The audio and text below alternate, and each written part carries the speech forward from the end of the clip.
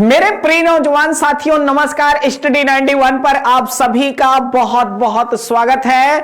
दोस्तों, आज हम बात करने वाले हैं स्टैटिक्स जीके के महा रिवीजन के इस महा मुकाबले में, जो हमारा पार्ट यह है 12 नंबर का। दोस्तों, आप देख रहे होंगे बीच बीच या हो सकता है हर संडे को आपको महा रिवीजन की क्लास, जी हां दोस्तों, हमारे द्वारा आपके सम्मुख लाई जाती है। तो देर नहीं करना है, जल्द से जल्द जुड़ जाना। अगर वीडियो अच्छा लगे तो लाइक और शेयर करना है मेरे दोस्त।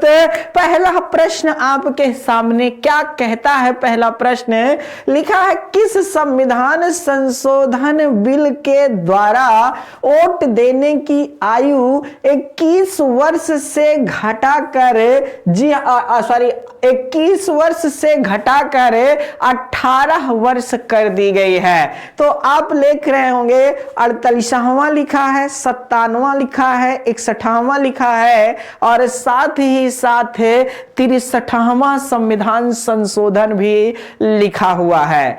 आपको पता होना चाहिए दोस्तों, हमारे यहां जो मतदान करने का एक अधिकार है वह एक राजनीतिक अधिकार है। क्या है?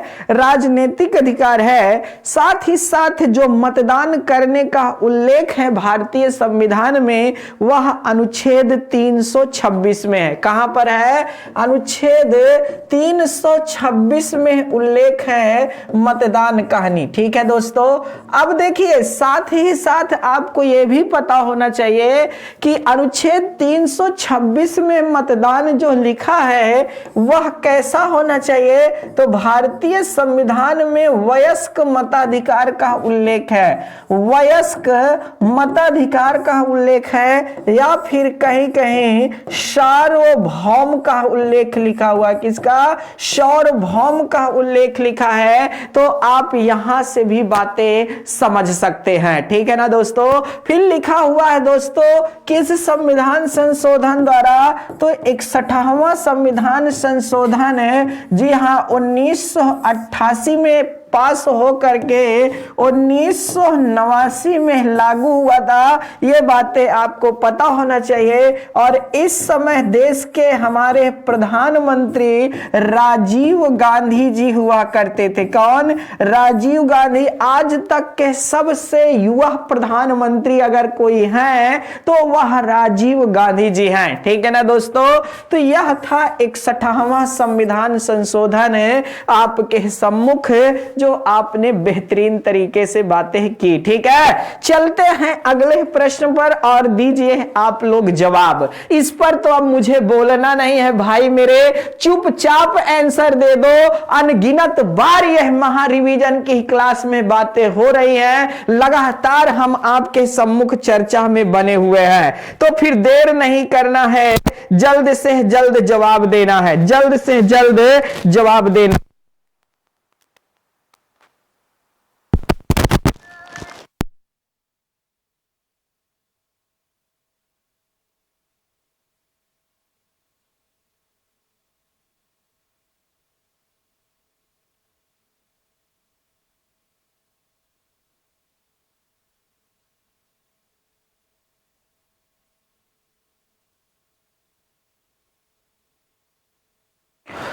तो दोस्तों, आप सभी लोग कितना गजब कहा, प्रश्नों कहा, आंसर दे रहे हैं। देख करके सच में एकदम दिल गदगद हो जाता है। लिखा है, अब तक प्रस्तावना में कितनी बार संशोधन हुआ है? तो सिर्फ और सिर्फ एक बार संशोधन हुआ है। सिर्फ और सिर्फ कितना हुआ है? एक बार संशोधन हुआ है। यह बातें आपको पता होना चाहिए। एक बार संशोधन कब हुआ है? तो 42वें संविधान संशोधन के द्वारा, जिसे मिनी कॉन्स्टिट्यूशन ऑफ इंडिया कहा जाता है दोस्तों। तो 42वां संविधान संशोधन 1976 में आया था। इसी के तहत आपका संशोधन हुआ, जिसके तहत समाजवाद, ठीक है ना दोस्तों, जिसके तहत समाजवाद, पंथ निरपेक्ष और अखंडता जैसे शब्द, जी हां, प्रस्तावना में जोड़े गए थे। तो ये कितने हैं जोड़े गए थे? पता चाहिए, कभी ना कभी यह प्रश्न भी आने वाला है, इसको ध्यान देते रहा करिए। ठीक है ना दोस्तों। प्रस्तावना को हमने कहां से स्वीकार किया, यह प्रश्न बहुत बार आता है। तो कौन छात्र इस पर सबसे सही आंसर देना चाहेगा, एक बार में सटीक आंसर कौन देगा? तो आपको बता दें हम लोग कि दोस्तों अब तक प्रस्तावना में जो एक बार संशोधन हुआ है वो बात की बात है, लेकिन प्रस्तावना को हमने कहां से लिया है, तो यूएसए के संविधान से लिया है। अगला प्रश्न आपके सम्मुख आ रहा है, भारत में सबसे कम वर्षा वाला स्थान है। देखिए दोस्तों, वर्षा से संबंधित जो हमारे प्रश्न बनते हैं, आज देख लीजिए आप लोग। सबसे पहला यह प्रश्न बनता है, सबसे कम वर्षा का, तो इसका आंसर देख लेते हैं। सबसे कम वर्षा भारत में लेह में होती है, मात्र 9 सेंटीमीटर के आसपास है, जबकि इसके बाद जो होती है वह 10 सेंटीमीटर के आसपास जैसलमेर में होती है। जी हां दोस्तों, यह याद रखिएगा, राजस्थान में है ये, फिर अजमेर है। तो ऐसे आप देख सकते हैं सबसे कम वर्षा लेह में होती है। सर्वाधिक वर्षा जो होती है, सर्वाधिक वर्षा जो होती है वह कहां होती है, तो सर्वाधिक वर्षा मेघालय में होती है, और मेघालय का वह स्थान का नाम है मासिन राम। ठीक है ना दोस्तों, मासिन राम है, ये बातें ध्यान दीजिएगा।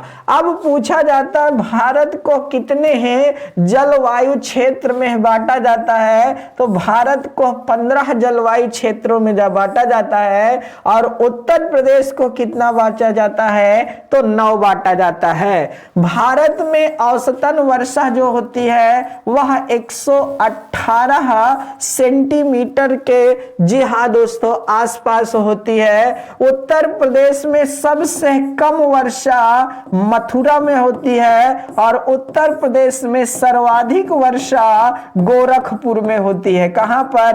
गोरखपुर में होती है। तो इस तरह आपके जितने भी महत्वपूर्ण प्रश्न बन सकते हैं यहीं से बनेंगे दोस्तों, बाहर सोचने की बातें नहीं है, बाहर सोचने की बातें नहीं है। जो सोचा समझो गड़बड़ किया, जो सोचा समझो गड़बड़ किया। तो इस तरह आप यहां से देख सकते हैं। बाकी भारत में मानसून का आगमन कहां होता है, तो दोस्तों सबसे पहले अंडमान से होता है, लेकिन सबसे पहले किस राज्य से होता है, तो केरल राज्य से होता है। फिर उसके बाद आपको यह भी पता होना चाहिए दोस्तों कि लौटती हुई मानसून वर्षा किस राज्य में वर्षा कराती है, तो तमिलनाडु में है, और थोड़ा बहुत आंध्र प्रदेश में। भारत में शरदकालीन वर्षा के क्षेत्र हैं।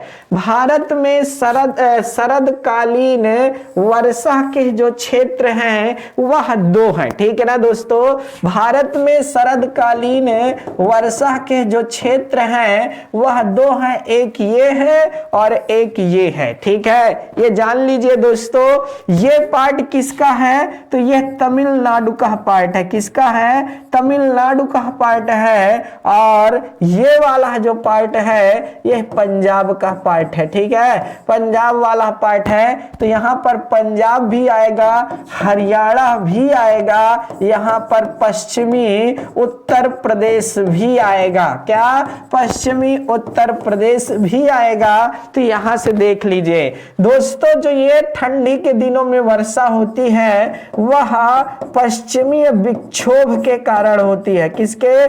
पश्चिमी विक्षोभ के कारण होती है। जबकि यह वर्षा क्या होती है? लौटती हुई मानसून के कारण होती है। कैसे? लौटती हुई मानसून के कारण होती है। तो यहां से भी बातें आप समझ सकते हैं, लौटती हुई मानसून के कारण होती है। तो भारत में शरदकालीन वर्षा का क्षेत्र जो है वह पंजाब और तमिलनाडु है। क्या है भैया?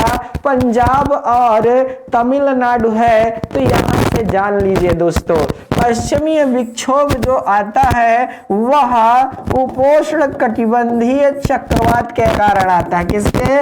उपोष्ण कटिबंधीय चक्रवात के कारण आता है। अब देखिए दोस्तों, अगर उपोष्ण कटिबंधीय चक्रवात की बात करें तो जैसे ये पृथ्वी है, पृथ्वी पर यह 0 डिग्री है, 30 डिग्री ऊपर और 30 डिग्री नीचे जो अर्थात चक्रवात बनता है उसे है उष्ण कटिबंधीय बोलते हैं। इसके ऊपर जो बनते हैं 30 से 65 डिग्री के बीच में, इसको बोला जाता है उपोष्ण कटिबंधीय चक्रवात। इसे क्या बोला जाता है? उपोष्ण कटिबंधीय चक्रवात।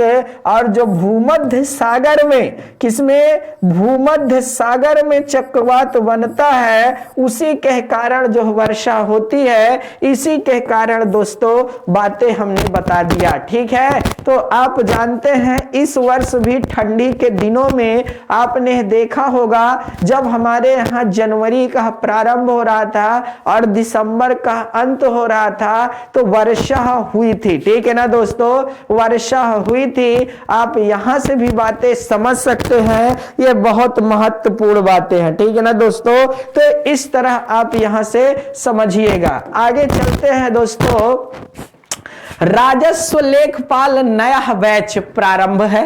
इसमें आपको 600 प्लस घंटे वीडियो लेक्चर, टेस्ट मटेरियल के साथ साथ जो पीडीएफ का स्टडी मटेरियल है वह बहुत ही शानदार है।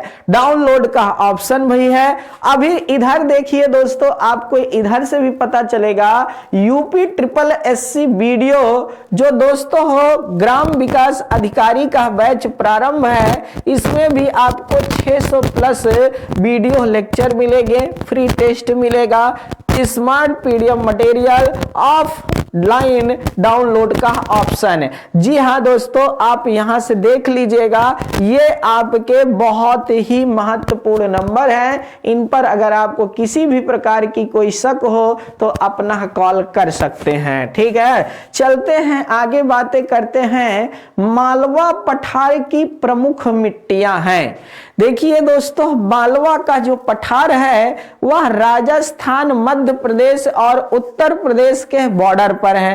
ठीक है ना दोस्तों, मालवा का जो पठार है वह मध्य प्रदेश, उत्तर प्रदेश और राजस्थान के बॉर्डर पर है, लेकिन इसका सर्वाधिक पार्ट आपको मध्य प्रदेश में देखने को मिलता है।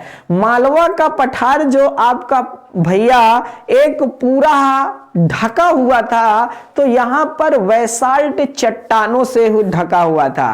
कहने का मतलब यह होता है कालांतर में कभी भी यहां पर सक्रिय ज्वालामुखी रही होगी, ज्वालामुखी का उद्गार हुआ जिससे बेसाल्ट चट्टानों का निर्माण हुआ।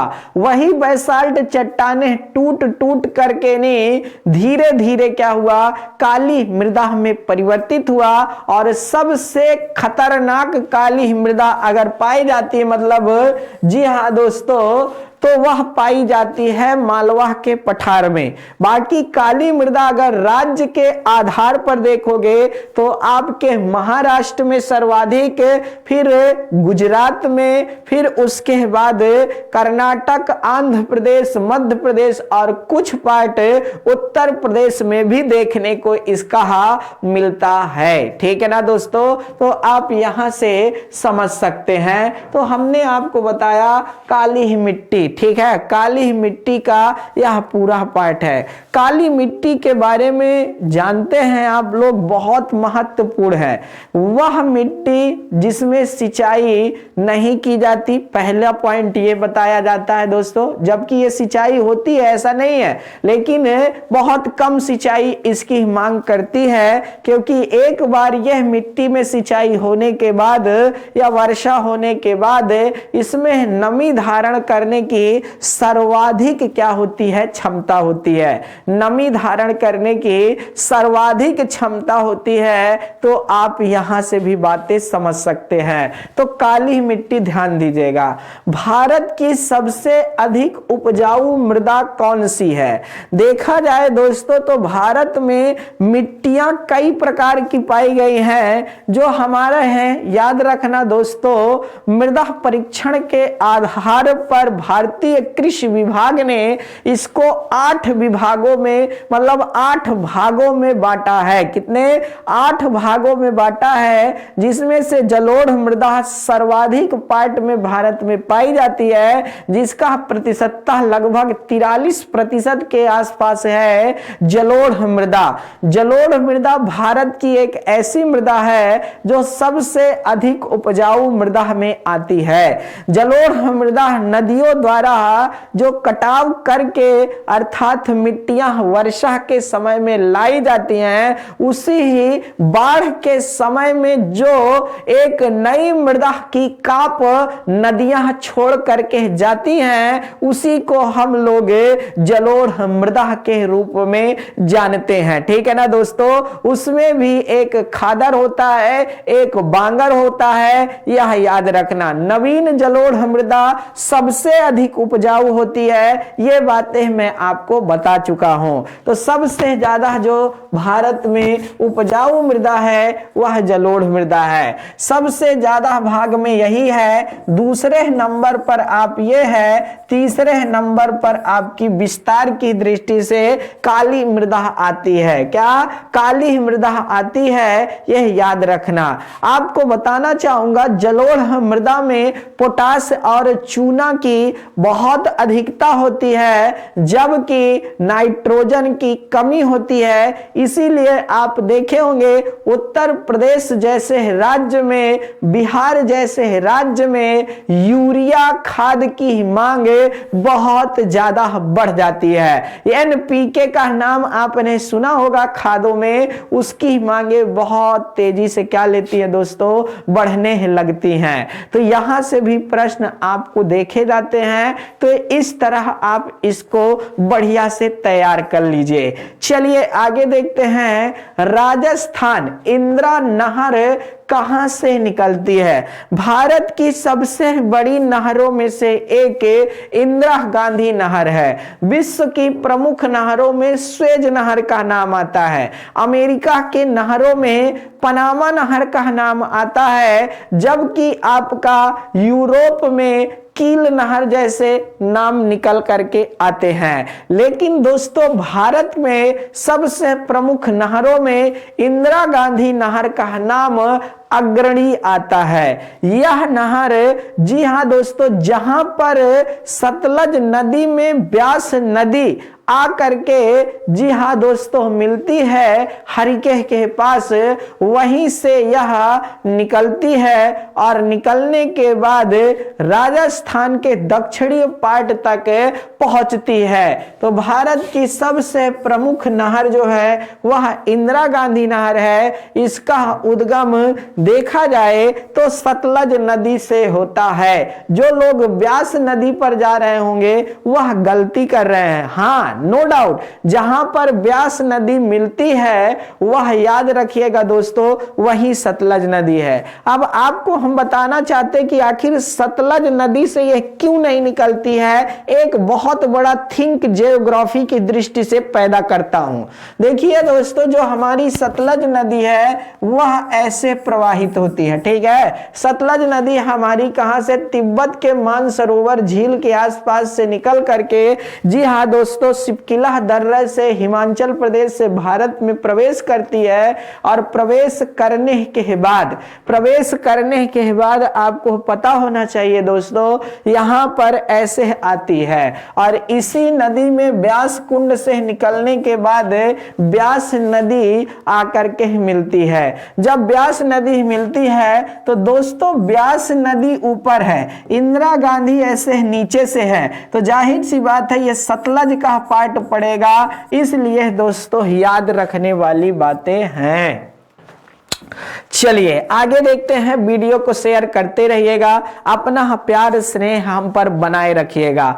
आगे लिखा है 42वें संविधान संशोधन के तहत भैया 10 आचार आदेशों को किस नाम से जाना जाता है। 42वां संविधान संशोधन 1976 में हुआ, सरदार स्वर्ण सिंह समिति के सिफारिश पर हुआ। इसके तहत बहुत सारे अनुच्छेद जोड़े गए और आपको पता होना चाहिए दोस्तों कि जो 10 आचार थे उनको हम मौलिक कर्तव्य के नाम से जानते हैं और भारतीय संविधान के भाग 4A अनुच्छेद 51A में इनको स्थान दिया गया है। मौलिक कर्तव्य है दोस्तों, जहां 10 आचार की बात की गई थी 42वां संविधान संशोधन। लेकिन वर्तमान में मौलिक कर्तव्यों की संख्या कुल 10 नहीं है, 11 है दोस्तों। यह याद रखिएगा। जो लोग ऐसा कमेंट्स किए ना, मजा आ गया देख करके, सच में दिल गदगद हो गया।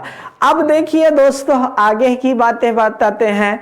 देखिए, आपको सबसे बड़ी बात यह है कि जो मौलिक कर्तव्य हैं यह वाद्य योग्य नहीं है। मौलिक कर्तव्य वाद्य योग्य नहीं है। अगर मौलिक कर्तव्य का किसी भी प्रकार का कोई भी नागरिक, जी हाँ दोस्तों, तो क्या करता है, हनन करता है, तो उसे दंडनीय नहीं किया जाएगा, यह याद रखिएगा। दूसरा यह है, मौलिक कर्तव्य सिर्फ और सिर्फ भारतीयों पर लागू होते हैं, मतलब देश के नागरिकों पर लागू होते हैं, विदेशियों पर लागू नहीं होते हैं। हर वर्ष 3 जनवरी को भारतीय मौलिक कर्तव्य दिवस मनाया जाता है। हर वर्ष 3 जनवरी को भारतीय मौलिक कर्तव्य दिवस मनाया जाता है। तो यहां से भी प्रश्न तो बहुत शानदार है ना भाई।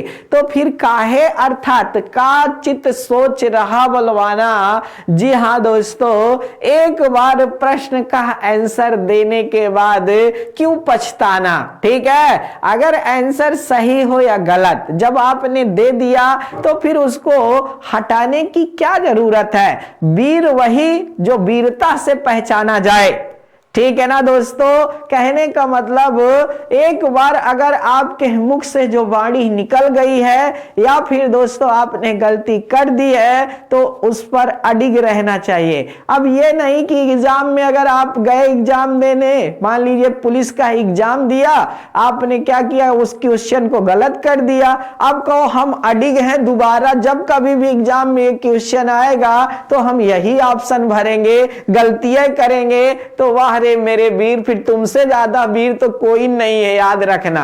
ये बातें आपको पता होना चाहिए। तो गलती मत किया करो यारो। लिखा है हिंदी इंडिविजुअल की क्लास आपकी जबरदस्त दोस्तों नितिन सर के द्वारा ली जाती है। इसमें आप जानते हैं कि 148 प्लस घंटे के वीडियो लेक्चर आपको मिलेंगे, साथ ही साथ टेस्ट मटेरियल मिलेगा और उसके साथ साथ स्मार्ट पीडीएफ और भैया डाउनलोडिंग ऑप्शन भी दिया गया है। तो जो भी छात्र छात्राएं चाहें हमारे साथ जुड़ करके इसका आनंद उठा सकते हैं। इसी तरह सुपर टेट का भी बैच हमारे यहाँ चल रहा है और सुपर टेट का बैच जबरदस्त, जी हाँ दोस्तों, टीचरों ने अपनी प्रतिभागिता दिखाई है और साथ ही साथ इसमें भी 800 प्लस, जी हाँ दोस्तों, वीडियो लेक्चर दोस्तों आपको मिलेंगे, प्लस 3000 से अधिक क्वेश्चन प्रैक्टिस मिलेंगे, 150 प्लस पीडीएफ स्टडी मटेरियल मिलेंगे और डाउट सेशन की तो बात ही ना करिए दोस्तों। आपका अगर कोई डाउट सेशन भी होता है तो उसको भी सॉल्व किया जाएगा, ठीक है। बाकी दिए गए नंबर पर आप भैया जुड़ सकते हैं हमारे साथ। चलिए, निम्नलिखित में से कौन सी पर्वत श्रृंखला सबसे लंबी जरूरी है। दोस्तों हम बार बार क्यों आप देख रहे होंगे हर चौथे महा रिवीजन में पर्वत श्रृंखलाओं से संबंधित हम एक प्रश्न जरूर रखते हैं, ठीक है। और इसका कारण यह है कि पर्वत श्रृंखलाओं से लगातार प्रश्न बनता रहता है, कभी एटलस को लेकर, कभी जी हाँ दोस्तों आल्प्स को लेकर, कभी रॉकी को लेकर, कभी एंडीज को लेकर के, कभी हिमालय के लेकर के। तो ऐसे आपने प्रश्न देखा है। तो आपको जितने भी प्रमुख पर्वत हैं जिन देशों में हैं उनको प्रमुख रूपता से याद करना चाहिए। आज आप देख रहे होंगे यूपी टेट का एग्जाम हुआ, ठीक है ना दोस्तों।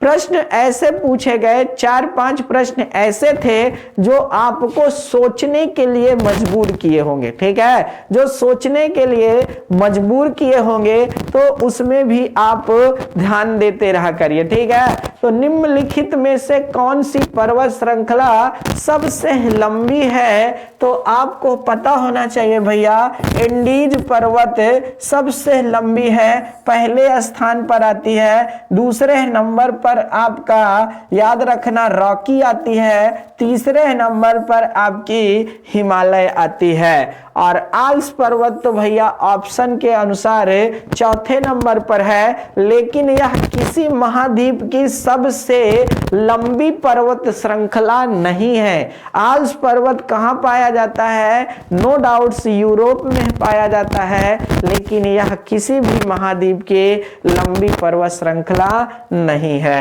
लिखा है संसार का सर्वाधिक जनसंख्या वाला मरुस्थल कौन है? संसार का सर्वाधिक जनसंख्या वाला मरुस्थल, जी हाँ दोस्तों, है सहारा है, गोबी है, थार है, कालाहारी है। संसार का सर्वाधिक जनसंख्या वाला मरुस्थल जो है वह कौन है दोस्तों? तो संसार का सबसे कम जनसंख्या वाला मरुस्थल सहारा है, ठीक है। लेकिन संसार का सर्वाधिक जनसंख्या वाला तो थार है, याद रखिएगा थार है। सर्वाधिक शुतुरमुर्ग किस मरुस्थल में पाए जाते हैं? तो कालाहारी मरुस्थल में पाए जाते हैं। कहां पाए जाते हैं? कालाहारी मरुस्थल में पाए जाते हैं। और गोबी मरुस्थल ठंड के लिए जाना जाता है, शीत मरुस्थलों के लिए जाना जाता है। और यह मरुस्थल जी हाँ दोस्तों लगातार चर्चा का विषय बना रहता है मंगोलिया में, ठीक है। मंगोलिया में यह मरुस्थल स्थित है। तो यहाँ से भी बातें आप समझ सकते हैं कि यह कितना महत्वपूर्ण है, ठीक है। यह कितना महत्वपूर्ण है तो इसको बेहतरीन तरीके से देख लीजिएगा। उत्तरी अटलांटिक प्रवाह द्वारा सर्वाधिक लाभान्वित होने वाला देश है। देखिए दोस्तों, उत्तरी अटलांटिक प्रवाह जो बनता है वह गल्फ स्ट्रीम के कारण बनता है। इसीलिए उत्तरी अटलांटिक प्रवाह जो होता है वह एक गर्म जलधारा का प्रवाह होता है। साथ ही साथ इसी को याद रखिएगा, नॉर्वे में क्या नाम से जाना जाता है? यूरोप के गर्म कंबल के नाम से जाना जाता है। और इसी को गल्फ स्ट्रीम का रूप दिया जाता है। तो गल्फ स्ट्रीम ध्यान देने वाली बातें तो बिल्कुल है भाई, ध्यान देने वाली बातें तो बिल्कुल है, ये जान लीजिए। तो गल्फ स्ट्रीम तो सबसे ज्यादा जो उत्तरी अटलांटिक प्रवाह प्रभावित करता है वह नॉर्वे को करता है। किसको करता है? नॉर्वे को करता है। यहां से ध्यान देते रहिए। और इस यूरोप, जी हाँ दोस्तों, यूरोप का गर्म कंबल कौन कहलाता है? तो यूरोप का गर्म कंबल जो कहलाता है वह गल्फ स्ट्रीम कहलाती है। कौन? गल्फ स्ट्रीम कहलाती है। तो यहां से भी बातें आप समझ सकते हैं, गल्फ स्ट्रीम कहलाती है। तो इसको नोट कर लीजिए, बहुत शानदार बातें हैं, ठीक है। यूरोप का गर्म कंबल गल्फ स्ट्रीम कहलाती है। तो ध्यान देने वाली बातें यहां से है। 1946 के कैबिनेट मिशन का नेतृत्व किसने किया गया गया था, ठीक है ना, मतलब किसके द्वारा किया गया था, ऐसा प्रश्न होना चाहिए। तो 1946 का जो कैबिनेट मिशन आया था, विशेष करके भारत में कैबिनेट मिशन किस कारण आया था, जो हम लोगों ने क्रिप्स प्रस्ताव का जबरदस्त बहिष्कार किए थे, उसको लेकर के दोस्तों संविधान सभा के विशेष गठन के उद्देश्य से कैबिनेट मिशन भारत आया था, ठीक है, याद रखिएगा। और यह हम सीधा सीधा बताते हैं 3 सदस्यीय था, ठीक है ना दोस्तों। कौन कौन था? सर पैथिक लॉरेंस थे जो इसके अध्यक्ष थे, ठीक है ना दोस्तों। सर पैथिक लॉरेंस क्या थे? इसके अध्यक्ष थे। यह बातें करनी चाहिए थी। साथ ही साथ दोस्तों दूसरे जो सदस्य थे वह क्रिप्स थे। दूसरे सदस्य कौन थे? क्रिप्स थे। और तीसरे सदस्य आपको याद रखने वाली बातें हैं, एवी अलेक्जेंडर साहब थे। कौन थे? एवी अलेक्जेंडर साहब थे। तो यहां से भी बातें आप समझ सकते हैं, ठीक है ना दोस्तों, एवी अलेक्जेंडर जी। तो इस तरह आप यहां से भी बातें समझ सकते हैं। अपने आप में बहुत महत्वपूर्ण है, ठीक है, अपने आप में ये बहुत महत्वपूर्ण प्रश्न है। अगला क्या है दोस्तों? ऑनलाइन टेस्ट सीरीज CBT 2 2000 भैया याद रखना 22 में जो पेपर होने वाला है फरवरी में, उसके लिए बहुत महत्वपूर्ण है, ठीक है। आप जानते हैं 299 में CBT 2 का और 249 रुपए में ग्रुप डी का पेपर आपको मिलेगा, ठीक है, आपको मिलेगा। आप अपनी सहभागिता यहां पर दर्ज करा सकते हैं। आप अपनी सहभागिता क्या कर सकते हैं? दर्ज करा सकते हैं। तो देखते रहिए दोस्तों। 1757 ईस्वी में क्लाइव ने कौन सा युद्ध जीता? ठीक है, 1757 में याद रखना लॉर्ड क्लाइव जो था ब्रिटिश सेना का या ब्रिटिश कंपनी का नेतृत्व कर रहा था। याद रखने वाली बातें हैं, ब्रिटिश कंपनी का नेतृत्व कौन कर रहा था? लॉर्ड क्लाइव कर रहा था। और इसी के देख रेख में प्लासी का युद्ध होता है। किसका? प्लासी का युद्ध होता है। और डेट थी 23 जून, ठीक है ना दोस्तों, डेट क्या थी? 23 जून थी। आप यहां से भी बातें समझ सकते हैं। तो 1757 ईस्वी में क्लाइव ने, याद रखना दोस्तों, प्लासी का युद्ध में, जी हाँ दोस्तों, किसको हराया? जो सिराज उद्दौला नहीं, याद रखना दोस्तों, शुजा उद्दौला है क्या, गड़बड़ ना करना, पहले सिराज उद्दौला है, ठीक है, क्या सिराज उद्दौला को हराता है। यह बातें आपको पता होना चाहिए।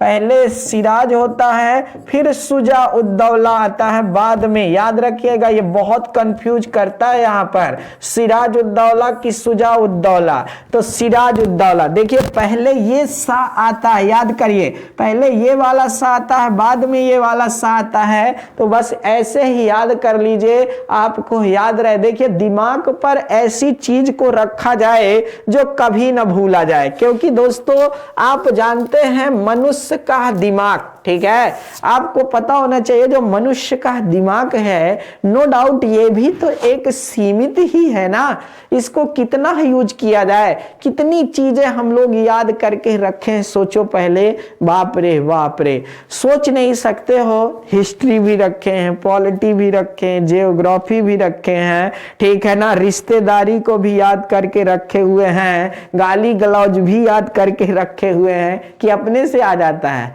कहने का मतलब जो चीजें अभ्यास में होती वो अपने आप आती रहती है, याद रखिएगा। नहीं जैसे क्या, अगर आपको बोलने की आदत हो गई, कोई आपको पानी दिया, आप थैंक्स बोलने की आदत हो गई, तो अपने आप निकलता है। और ये होनी भी चाहिए, धन्यवाद आपको बोलना चाहिए, ठीक है ना दोस्तों।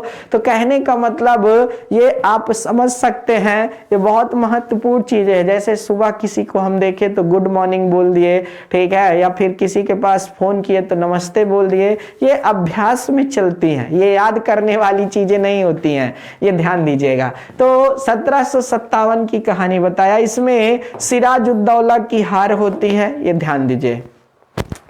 निम्नलिखित में से कौन सी महासागरीय जलधारा यूरोप का गर्म कंबल के नाम से जानी जाती है? तो हमने बताया कि सबसे तेज प्रवाहित होने वाली जलधारा जो है वह गल्फ स्ट्रीम है। क्या है? गल्फ स्ट्रीम है।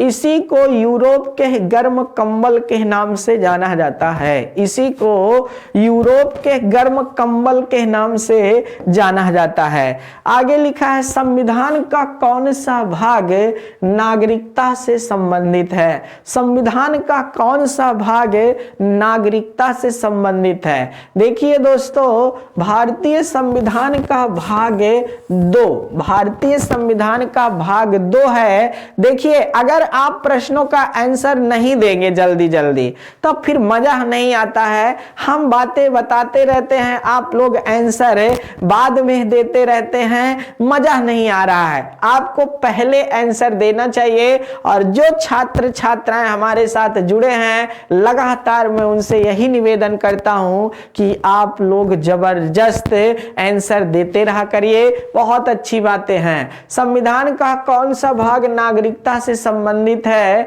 तो भाग 2 है, भाग 2 है जो नागरिकता से संबंधित है। और भारतीय संविधान में अनुच्छेद 5 से 11 के बीच में नागरिकता का उल्लेख है। कुल कितने अनुच्छेद संबंधित है? 7 है। क्या गिन लीजिए भैया, 5 है, 6 है, 7 है, 8 है, 9 है, 10 है, 11 है। तो कहने का मतलब कुल कितने? 7 अनुच्छेद इससे संबंधित हैं। यह याद रखने वाली बातें हैं। अगला दोस्तों आपके सामने आ गया है, निम्नलिखित में से सुमेलित करिए। मोस्ट इंपॉर्टेंट प्रश्नों में से एक जो कई बार प्रश्न बन सकता है। जी हाँ दोस्तों, लिखा है इसमें केंद्र शासित प्रदेशों को लिखा हुआ है और इधर उच्च न्यायालय लिखा है। कौन कौन से उच्च न्यायालय? मतलब राज्यों के संबंध में, ठीक है।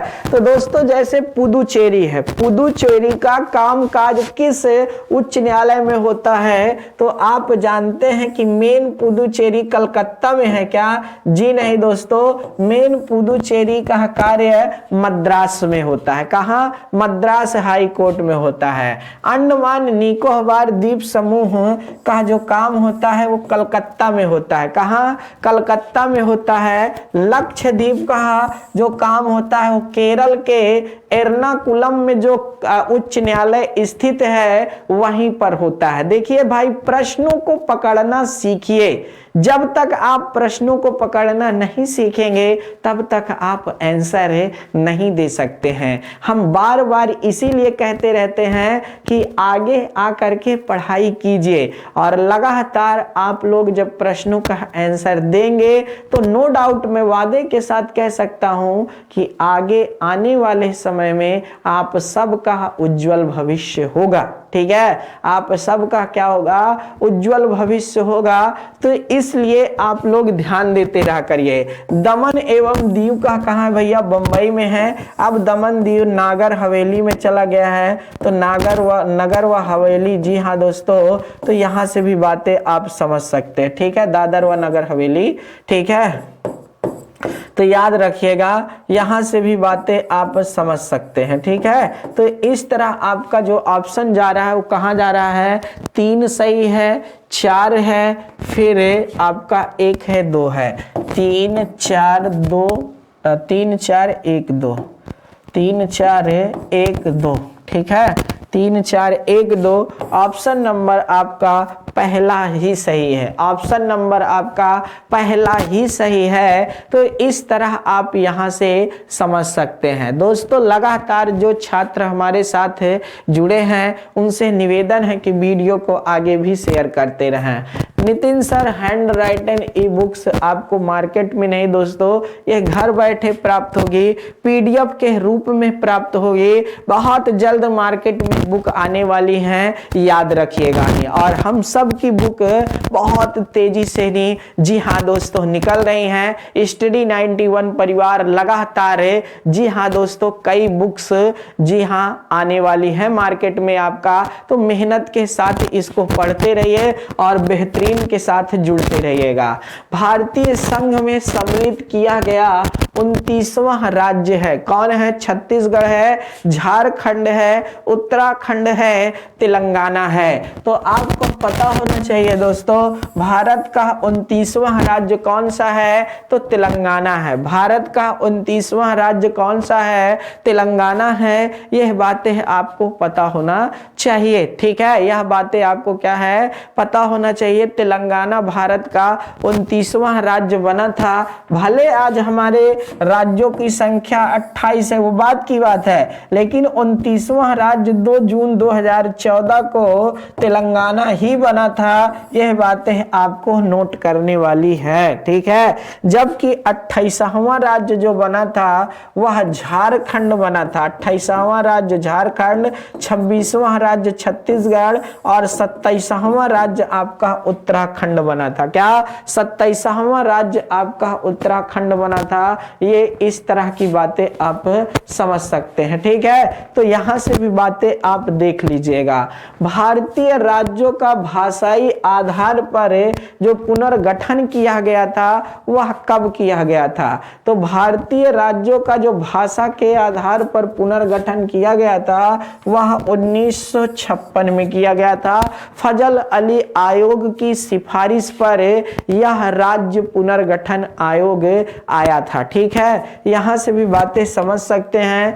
भारत में एकल नागरिकता की अवधारणा अपनाई गई थी। इंग्लैंड से, यूएसए से, कनाडा से, फ्रांस से। तो दोस्तों आपको पता होना चाहिए भारत में एकल नागरिकता का प्रावधान है। कहने का मतलब जब हम लोग नेशनलिटी पूछी जाती है तो सिर्फ और सिर्फ इंडियन लिखते हैं। क्या लिखते हैं? इंडियन लिखते हैं। तो यहां से आपको पता होना चाहिए ये एकल नागरिकता का प्रावधान हमने कहां से लिया है? ब्रिटेन के संविधान से लिया है। कहां से लिया है? ब्रिटेन के संविधान से लिया है, मतलब इंग्लैंड दे दिया है यहां पर, तो आप यहां से समझ सकते हैं, ठीक है। इंग्लैंड से लिया है, तो इसको नोट कर लीजिए दोस्तों, यहां से भी प्रश्न पूछे जा सकते हैं। हुमायूंनामा के लेखक कौन है? तो हुमायूंनामा के लेखक याद रखना दोस्तों गुलबदन बेगम है। जबकि बाबरनामा बाबर ने स्वयं लिखी है दोस्तों, ये बातें भी आपको पता होना चाहिए। बाबर ने बाबरनामा क्या है? स्वयं लिखी है, ये बातें ध्यान देना चाहिए। चलिए दोस्तों अगला प्रश्न आने से पहले लेखपाल ग्राम समाज व विकास की बहुत गजब की बुक आपके मार्केट में आई है, आप सभी जाकर के इसको परचेज कर सकते हैं, ठीक है ना दोस्तों। आगे देखते हैं, रक्त होता है। रक्त क्या होता है दोस्तों? आपने ए पॉजिटिव सुना होगा, जी हाँ दोस्तों, रक्त ए होता है, बी होता है और ओ भी होता है। ये बातें आपने सुनी होंगी कई प्रकार की, ठीक है। और दोस्तों रक्त जो होता है एक संयोजी ऊतक होता है। क्या होता है? संयोजी ऊतक होता है। इसीलिए जब रक्त की कमी होती है या फिर कोई एक्सीडेंट होता है, रक्त ब्लड की जरूरत होती है, तो दूसरे की बॉडी का रक्त भी दूसरे के बॉडी में जा करके मिल जाता है। क्यों? क्योंकि यह संयोजी ऊतक है। अगर संयोजी ऊतक नहीं रहेगा, इसीलिए जब अलग अलग ग्रुप का कभी भी ब्लड अगर चढ़ाया जाएगा तो तुरंत डेथ हो जाती है। आपको पता होना चाहिए कि दिक्कतें आती है ना। तो जाहिर सी बातें हैं, संयोजी ऊतक के कारण ही ब्लड क्या करता है, शरीर में नहीं सही से निर्धारित करता रहता है, कोई दिक्कत नहीं होता है। यह एक संयोजी ऊतक है। भारतीय संविधान सभा की प्रारूप संविदा समिति समिति का अध्यक्ष थे। दोस्तों जो प्रारूप समिति बातें होनी चाहिए आपको दोस्तों 1947 में गठित हुई थी क्या, अगर आपको याद हो तो, ठीक है। भारत के विभाजन के बाद प्रारूप समिति का जब गठन होता है तो दोस्तों प्रारूप समिति के जो अध्यक्षता कर रहे थे वह कौन किया था, डॉक्टर बी आर अम्बेडकर साहब ने किया था। किसने किया था, डॉक्टर बी आर अम्बेडकर साहब ने किया था। और इसमें कुल 7 ही सदस्य थे, ज्यादा नहीं थे। कुल कितने सदस्य थे, 7 ही सदस्य थे। और ये 7 सदस्य, जी हाँ दोस्तों, आपको पता होना चाहिए अलग अलग क्षेत्र से आते थे, ठीक है, अलग अलग क्षेत्र से आते थे। साथ ही दोस्तों अलग अलग धर्मों के लोग भी अर्थात इसमें बने थे। और उसके बाद आपको पता होना चाहिए दोस्तों कि अपने अपने क्षेत्रों की समस्याओं को इन्होंने अपने अपने वर्गों की, क्षेत्रों के और साथ ही साथ दोस्तों जातियों की बातों को इन्होंने जबरदस्त रखा था। ये बातें आपको पता होना चाहिए। और ये थे डॉक्टर भीमराव अंबेडकर अध्यक्ष। 7 सदस्य थे, हमने आपको बता दिया। डीपी खेतान, जी हाँ दोस्तों, और साथ ही साथ बीएल मित्र। डीपी खेतान की मृत्यु हुई थी। बीएल मित्र, जी हाँ, स्वास्थ्य खराब होने के कारण पद से इस्तीफा दिया था। और इनके स्थान पर, डीपी खेतान के स्थान पर जब 1948 में मृत्यु हुए तो टीटी कृष्णमाचारी बने थे। और बीएल मित्र के स्थान पर के माधवन राव जी बने थे। तो माधव राव जी बने थे, तो यहाँ एन माधव राव जी बने थे। तो ये बातें भी आपको पता चल गई होंगी, ठीक है। चलिए दोस्तों आगे बात करते हैं। डीपी खेतान की मृत्यु के पश्चात प्रारूप समिति का सदस्य कौन बना। तो डीपी खेतान की मृत्यु के पश्चात आपको पता होना चाहिए संविधान सभा का जो सदस्य बने थे वह टीटी कृष्णमाचारी जी बने थे, जो राजस्थान क्षेत्र से आते थे, मतलब राजस्थान है, जी हाँ दोस्तों, पार्ट से आते थे। दोस्तों आप क्या कर रहे हैं, मेहनत और लगन से किया गया कार्य कोई असफल नहीं होता। प्यार से बोली गई बात, जी हाँ दोस्तों, दिल में नहीं चुभता। अगर आप जुड़े हैं मेरे साथ है तो प्यार दिखाइए और दोस्तों वीडियो को एक बार शेयर करके बताइए। तो कहने का मतलब यहाँ भी थोड़ी सी बातें हैं। संविधान सभा का मतलब कांग्रेस, यह कथन किसका था। तो दोस्तों इसमें विंस्टन चर्चिल नहीं है, ना साइमन कमीशन है। संविधान का मतलब कांग्रेस, यह कथन किसका है दोस्तों, आपका लॉर्ड माउंटबेटन का है या फिर ग्रेन्युअल ऑस्टिन जी का है। जल्दी से बता दीजिए भाइयों बहनों, बहुत शानदार बातें हैं आपसे जो पूछी गई हैं। तो फिर यहां से तो आपको बताना ही पड़ेगा भाई, जल्दी से ना, क्योंकि अब प्रश्नों की श्रृंखला बहुत ताबड़तोड़ है, ठीक है। तो कहने का मतलब ग्रेन्युअल ऑस्टिन जी ने कहा था संविधान सभा का मतलब क्या, अर्थात कांग्रेस, ठीक है। जबकि विंस्टन चर्चिल ने कहा था संविधान सभा क्या है दोस्तों, हमें ऐसा विवाह प्रतीत होता है जिसकी दुल्हन ही गायब है, ये याद रखिएगा। अगला प्रश्न आने से पहले सामान्य हिंदी 30 मॉडल टेस्ट पेपर वाला आपका जबरदस्त बुक मार्केट में आ चुकी है। राष्ट्रगान को संविधान सभा ने कब स्वीकार किया, तो 24 जनवरी 1950 को संविधान सभा की अंतिम बैठक में स्वीकार किया। राष्ट्रपति किस को नियुक्त के लिए वारंट जारी नहीं करते हैं। तो दोस्तों इसमें आपको पता होना चाहिए प्रधानमंत्री की नियुक्ति के समय वारंट नहीं जारी किया जाता है। जाकिर हुसैन की मृत्यु के पश्चात 1969 में हुई थी।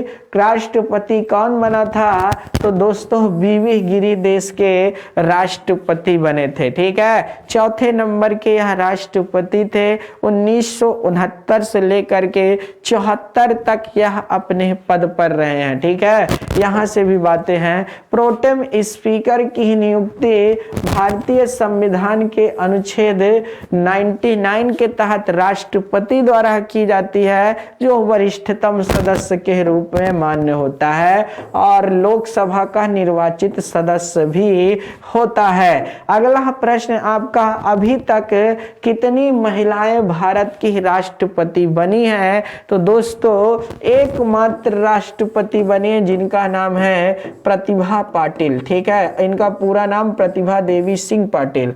तो प्रतिभा पाटिल बनी है, ये बातें आपको पता होना चाहिए। और साथ ही साथ 2007 से लेकर के 2012 तक ये अपने कार्यकाल पर रही हैं।